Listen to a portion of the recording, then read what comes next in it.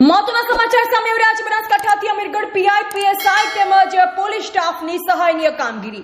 હોળી તહેવારને લઈ અમીરગઢ પીઆઈ ધવલ પટેલ ઇકબાલગઢ બજારમાં લોકોની ભીડભાડમાં આખો દિવસ તડકામાં ઉભા રહી લોકો પર ચાંપતી નજર રાખી ફરજ બજાવતા નજરે પડતા લોકોએ બિરદાવ્યા। અમીરગઢના ઇકબાલગઢ ગામે હોળી તહેવારને લઈ રોપ જમાવવા બજારમાં હથિયારો સાથે ફરતા 5 અસામાજિક તત્વોને અમીરગઢ પોલીસે દબોચી લીધા।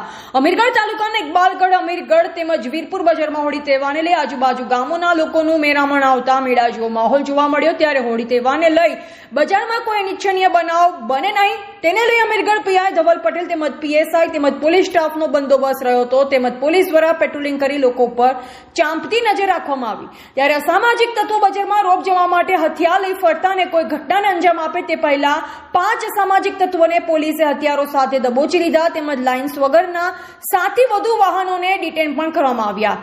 ઉલ્લેખનીય